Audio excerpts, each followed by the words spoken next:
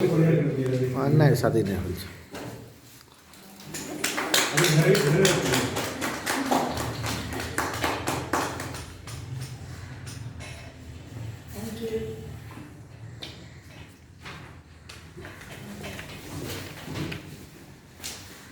आज हम लोग के बीच में बैठे देखिए इस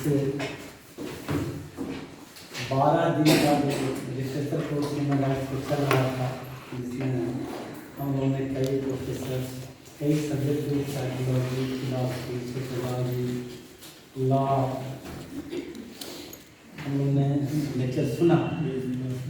लेकिन मुझे एक बात खल रही थी कि सबसे ज़्यादा ह्यूमन राइट्स में वायलेशन ह्यूमन राइट्स का है।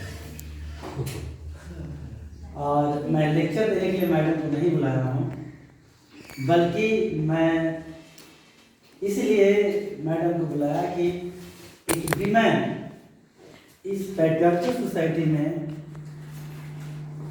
क्या सोचती है, क्या उनकी फीलिंग्स है, किस तरह से विमेन्स को इस पैट्रियार्कल सोसाइटी में उसका एक्सप्लॉयटेशन होता है।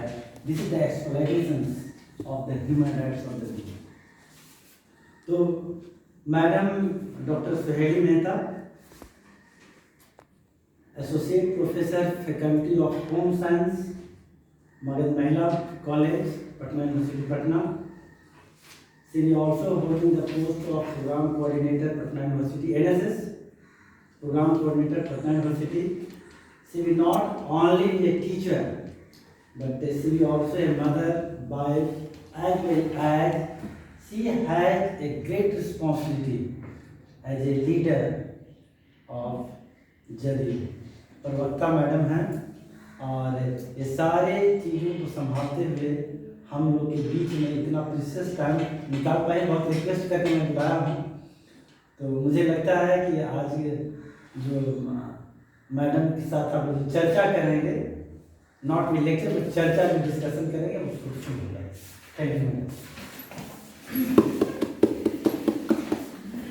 सबसे पहले तो आप सभी का वेलकम करेंगे और बुलाया गया पहली बार ऐसा समय है कि हमको अपनी बातों को कहने का मौका मिलेगा। संविधान के बारे में, अधिकार के बारे में तो लगभग हम लोग सभी लोग जानते हैं। अब इतने दिन से आप लोग लिटरेचर कोर्स में हैं, लॉ कॉलेज में हैं, ह्यूमन राइट्स के हर पहलू को आप लोगों ने जाना होगा, समझा होगा। लेकिन हम एक महिला होने के नाते क्योंकि कई चीज़ों से गुजरे हैं हम। सबसे पहले तो हम लोग एक हाउस वाइफ हैं, महिलाएँ हैं हाउस वाइफ निश्चित रूप से होती हैं। लोग सीधा बोलता है कि क्या काम करते हैं, तो लोग बोलता है कि नहीं हाउस वाइफ नहीं है, ये वर्किंग है। लेकिन हम लोग महिलाओं का पहला कर्तव्य होता है, कर्तव्य ही नहीं बल्कि वो हमारे अलावा कोई कर भी नहीं सकता है। इसलिए हम लोग सबसे पहले परिवार के लोगों को देखते हैं, परिवार की सुविधाओं को देखते हैं और यहीं से एक्सप्लॉयटेशन शुरू होता है, जिसको कि सोसाइटी एक इमोशनल ब्लैकमेल करके महिलाओं को, इमोशनल ब्लैकमेल हम लोग होते हैं। हम लोगों को कोई एक्सप्लॉयट नहीं करता है, हम लोग खुद एक्सप्लॉयट होते हैं। कहाँ पर? और वो हमारी ममता जो है, हम जो अपने आप में रिस्पॉन्सिबिलिटी महसूस करते हैं कि मेरे पति समय से आएंगे तो हम बाहर हैं तो उनको नाश्ता कौन देगा, सुबह में बच्चे को खाना बना के कौन ये स्कूल भेजेगा, अगर हम नहीं करेंगे तो कौन करेगा। ये यहाँ पे सभी लोग हैं, जेंट्स भी हैं, लेडीज भी हैं, सब लोग इस चीज़ को समझ रहे होंगे। अगर हस्बैंड और वाइफ दोनों काम करते हैं, हम लोग दोनों, अगर परिवार में किसी तरह की समस्या आती है कि हम लोग दोनों काम नहीं कर पाएंगे, बच्चे का पढ़ाई डिस्टर्ब होगा या घर परिवार को देखने वाला कोई नहीं है, तो ये स्वाभाविक तौर पर हम लोगों से अपेक्षा की जाती है कि महिलाएं अपना जॉब छोड़ के आएंगी और हम लोग भी इसको स्वीकार करते हैं। इसलिए हम किसी को ब्लेम नहीं कर सकते हैं, ये हम खुद ब खुद इस चीज़ को स्वीकार करते हैं और अपने आप ही ये सेक्रीफाइस, ये जो ममता है, ये जो सेक्रीफाइस है, ये महिलाओं के ये जो इसको गुण कहिए, इसको दोष कहिए, उसी के कारण भारतीय संविधान में जो हम लोगों को अधिकार मिले हुए हैं, महिलाओं को अधिकार मिला, यहीं पे वायलेशन अपने से शुरू होता है। हमारा वायलेशन, हमारे अधिकारों का वायलेशन पुरुष समाज नहीं करता है, ये हम लोग अपने आप ही यहाँ पे। तो सबसे पहले तो अपने अधिकार की हम लोग बात करेंगे कि क्या है आर्थिक अधिकार। संविधान में क्या है? आर्थिक अधिकार, सामाजिक अधिकार, आपको शिक्षा का अधिकार, जितने भी स्वतंत्रता का अधिकार। तो संविधान में तो हम बराबरी पर हैं, सभी जगह है कि संविधान में हम सभी को बराबरी का अधिकार मिला हुआ है कि हम पुरुष और महिलाएं सब लोग हम लोग एक हैं। और कई ऐसे प्रतिशत हैं जहाँ पर है भी, या समान काम जो हम लोग वर्क प्लेस पे करते हैं, समान काम समान वेतन का अधिकार, वो भी महिलाओं को प्राप्त है। लेकिन हम शुरुआत करते हैं आर्थिक अधिकार से कि आर्थिक अधिकार हम लोग काम ही जैसे करते हैं, तो काम करते हैं तो अभी से करीबन 10 साल 15 साल पहले की बात है कि महिलाएं जो मजदूर हुआ करती थी, सरकार में तो ठीक है हम लोग टीचर हैं जैसे, तो पुरुष को भी उतना ही वेतन मिलता है, महिलाओं को भी उतना ही वेतन मिलता है। लेकिन जहाँ पर प्राइवेट कंपनीज हैं वहाँ पर महिलाओं की मजदूरी पुरुषों से कम दी जाती है। तो इस अधिकार का, और जब महिलाएं आवाज उठाती हैं तो वैसी स्थिति में लोग बोलते हैं कि काम छोड़ दो। लेकिन कई जगह ऐसा देखा गया है कि महिलाएं अगर अपना अधिकार मांगती हैं, धीरे धीरे महिलाओं ने अधिकार मांगा ही, तो आज के डेट में अगर कोई कंप्लेन कर दे कि इस कंपनी में महिलाओं को कम पैसे मिलते हैं तो उन पे चार्ज होता है और उनको सजा मिलती है उससे। आप सामाजिक अधिकार को लेके देख लीजिए, परिवार कितनी महिलाएं हैं जिनको कि एक सर्वे में पता चला है कि सिर्फ 20% महिलाएं ऐसी हैं जिसको कि परिवार में भी अकेले निर्णय लेने का अधिकार प्राप्त है उसको, कि वो जो चाहेगी वो घर में कर सकती हैं। 80% महिलाएं को पूरा अधिकार नहीं है, बल्कि 50% से ऊपर महिलाएं ऐसी हैं जिनके परिवार में ये तक पूछा नहीं जाता है कि ये घर में होने जा रहा है, आपका इसमें विचार क्या है। वहाँ पुरुष ही उसमें निर्णय लेते हैं। तो इस तरह से हमारे अधिकारों का एक्सप्लॉइटेशन, और महिलाएं शिकायत तक नहीं करती हैं, उफ तक नहीं करती हैं। तो यहाँ पर एक तरह से हुआ। आप जाइए, ये तो बचपन से ही शुरू हो जाता है, भ्रूण हत्या अधिनियम है, उसके भ्रूण हत्या पर सब लोग जान रही हैं कि उसमें क्या होता है। हम लोग क्या करते हैं, महिलाएं ही, हमको लड़का चाहिए उसके लिए जाके MTP कराती हैं। अगर महिलाएं नहीं चाहती हैं तो घर में लोग एक्सपेक्टेशन घर का रहता है कि हमें बेटा चाहिए, तो अल्ट्रासाउंड कराकर उसका, तो मेडिकल टर्मिनेशन एक्ट जो है उसका मिसयूज लोग करता है। मेडिकल टर्मिनेशन एक्ट क्यों आया? महिलाओं के अधिकार में ये शामिल है, इसलिए शामिल है कि बच्चे के जन्म के बाद अगर बच्चा शारीरिक रूप से अगर उसकी गड़बड़ी है, तो चूंकि प्रसव में, डिलीवरी में माँ को बहुत तकलीफ होती है, इसलिए अगर किसी तरह का दिक्कत है बच्चे को गर्भ के अंदर ही, तो उसको पहले ही उसका गर्भपात करा दीजिए। मेडिकल टर्मिनेशन एक्ट इसके लिए आया था, लेकिन उसका मिसयूज कहाँ होने लगा? ये हमारे सामने चैलेंज है। होने लगा कि लिंग जांच कराओ, लड़की है तो खत्म कर दो, लड़का है तो आने दो। सोसाइटी में हालांकि अब बहुत लोगों का दिमाग एडवांस हुआ है, सरकार की ऐसी बहुत सारी योजना है जिसके कारण की बेटियों को पाने में किसी तरह की समस्या नहीं है, और धीरे धीरे लड़कियों को भी मौका दिया गया है, तो वो अपना नाम कर रही हैं, माता पिता का नाम रोशन कर रही हैं।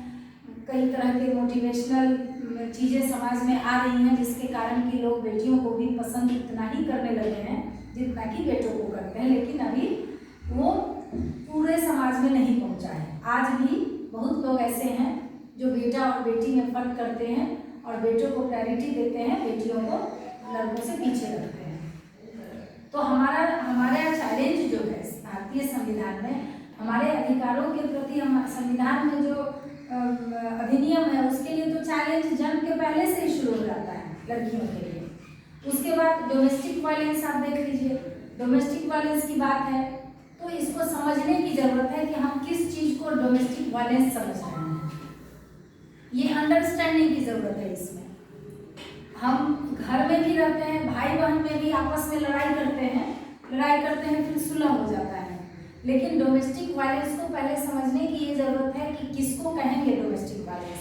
अगर मानसिक प्रताड़ना हमको मिल रही है, किसी चीज़ के लिए प्रेशर मिल रहा है, हमारा सेक्सुअल हैरासमेंट हो रहा है घर में, या गाली गलौज से हमारी मानसिक प्रताड़ना की जा रही है, हमारे माता पिता को ससुराल वालों के द्वारा गाली दी जा रही है, या फिर हम अपने शादी से पहले भी हम अपने घर में हैं तो लड़कों को सारी फैसिलिटी नहीं दी जा रही है, लड़कों को सारी फैसिलिटी दी जा रही है और हमको फैसिलिटी देने से रोका जा रहा है, वो भी डोमेस्टिक वायलेंस में है।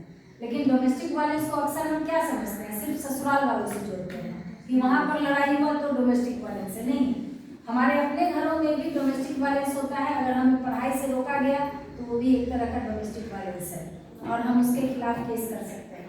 लेकिन यहाँ पर क्या होता है, अगर हमें मेरे हस्बैंड ही प्रताड़ित कर रहे हैं, मेरे सास ससुर प्रताड़ित कर रहे हैं, दहेज के लिए प्रताड़ित कर रहे हैं, तो वैसी स्थिति में हम लोग पहले कुछ दिन उसको बर्दाश्त करते हैं ना, बर्दाश्त करते हैं कि बेकार का जाएंगे पुलिस स्टेशन, हमारा घर बदनाम होगा, माँ बाप की प्रतिष्ठा, लड़कियाँ भी सोचती हैं कि मेरे माँ बाप की प्रतिष्ठा का क्या होगा, तो यहाँ पर हम इमोशनल ब्लैकमेल होते हैं।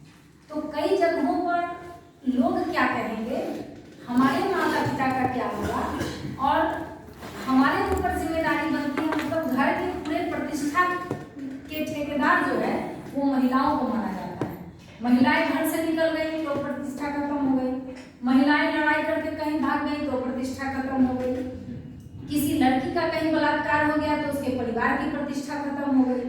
तो ऐसे में हम लोग जो हमारे ऊपर अत्याचार होते हैं उसके बारे में भी हम जल्दी न केस दर्ज कर पाते हैं। तो ये हमारे सामने ये चैलेंज है, जो हमारे अधिकार हैं उसके लिए वो हमारे सामने चुनौती है कि हम सब संविधान में अधिकार में रहते हुए भी हम उसको नहीं कर पाते हैं। ये हमारे सामने बहुत बड़ी चुनौती है। दहेज को लेकर देख लीजिए, दहेज अधिनियम है, कड़ी सजा भी है, 50,000 फाइन है, सजा है, जेल की सजा है, लेकिन उसके बावजूद भी आप अपने घर में देखिए, अपने समाज में देखिए, लोग शादी सब कुछ हो गया लेकिन हम तो देख रहे हैं कि लोग पूछता है कि आपको क्या चाहिए, ठीक है, किसी के पास पैसे हैं बहुत, लड़की अगर कोई इंफीरियर भी है तो हर आदमी का एक ये होड़ लगा रहता है कि हमको इस गांव का सबसे अच्छा दामाद यहाँ पर उतारना है, यानी कि उनको ब्रांड चाहिए। अगर आप अपनी लड़की के हिसाब से कोई लड़का ढूंढते हैं तो निश्चित रूप से हमें नहीं लगता है कि वहाँ पर दहेज की बहुत ज़रूरत होगी, क्योंकि हम लड़का ब्रांडेड ढूंढते हैं। ब्रांडेड मतलब इंजीनियर चाहिए, डॉक्टर चाहिए, IAS चाहिए, तो ब्रांडेड ढूंढिएगा तो ब्रांड का पैसा लगेगा, जमीन जायदाद वाला चाहिए। हाँ, ब्रांडेड ढूंढिएगा तो ब्रांड का पैसा लगेगा। IAS ढूंढिएगा 1 करोड़, डॉक्टर खोजिएगा तो 30, 40, 50 लाख, इंजीनियर खोजिएगा तो उसका भी दाम तय है। तो हमारा ये कहना है कि अगर हम, ये हमारे सामने चैलेंज है कि जिसके पास पैसे हैं वो पैसे देना चाहते हैं।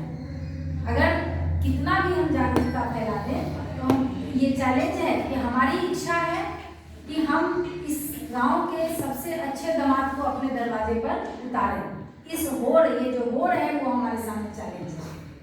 हम अपनी बेटी को क्यों नहीं ब्रांडेड बनाते हैं? कोशिश ये करें कि हम अपनी बेटियों को ब्रांडेड बनाएं और उसके बाद उसके लायक लड़का ढूंढें। दहेज प्रथा अपने आप दूर होगी। बाल विवाह की भी समस्या हमारे सामने है, लेकिन अब सोसाइटी में अब गरीब घर के बच्चे भी जब से शिक्षा लेने लगी हैं लड़कियां, खासकर बिहार में अब उसका प्रतिशत बहुत ज़्यादा बढ़ गया है, तो बाल विवाह की समस्या तो अब कम हो गई है। एक और महत्वपूर्ण चीज़ है वर्क प्लेस पर, जिसका कि बहुत ज़्यादा चुनौती है। वर्क प्लेस पर यौन उत्पीड़न लड़कियों महिलाओं के साथ, इसमें क्या है, दोनों तरफ की गलती होती है। अगर प्रताड़ना होता है पुरुषों की तरफ से तो महिलाओं को भी लगता है कि अगर हम इनका साथ नहीं देंगे तो हमारा प्रमोशन हो सकता है कि हम पर जाए, हमको करियर में हो सकता है क्षति हो। तो ये सारे चैलेंज है हमारे सामने कि हमारा अधिकार होते हुए भी हम यहाँ पर समस्या झेल रहे हैं। एक है फिर उत्तराधिकार अधिनियम, अभी हाल में इस पर ये हुआ है, हालांकि इसका तो 1956 में ही था, लेकिन 2005 में संशोधन हुआ। उसमें क्या हुआ, पहले ये था कि जब तक कोई लड़की विधवा ना हो, हस्बैंड के द्वारा छोड़ी गई नहीं हो, तो तब तक बेटियों को अपने पैतृक जो संपत्ति है उसमें उसका अधिकार नहीं रहेगा। 2005 में हुआ क्या कि 9 सितंबर 2005 से पहले जिसके फादर डेथ कर गए हों तो उनका किसी भी तरह की बेटी मतलब बेटी होनी चाहिए, वो शादीशुदा हो बिना शादीशुदा हो तो उनका अधिकार रहेगा। लेकिन अभी जो 2020 में संशोधन हुआ उसमें है कि बेटी चाहे शादीशुदा हो चाहे अविवाहित हो, उसके फादर जिंदा हो डेथ किए हुए, उससे कोई मतलब नहीं है। बराबर का अधिकार अपने भाइयों के समान बेटियों का अधिकार उसमें रहेगा। लेकिन चैलेंज हमारे सामने क्या है, हम सोचते हैं क्या कि हम अपना अधिकार जताएंगे तो हमारा भाइयों से रिलेशन खराब हो जाएगा, मैं कैसे हमारा ये सोसाइटी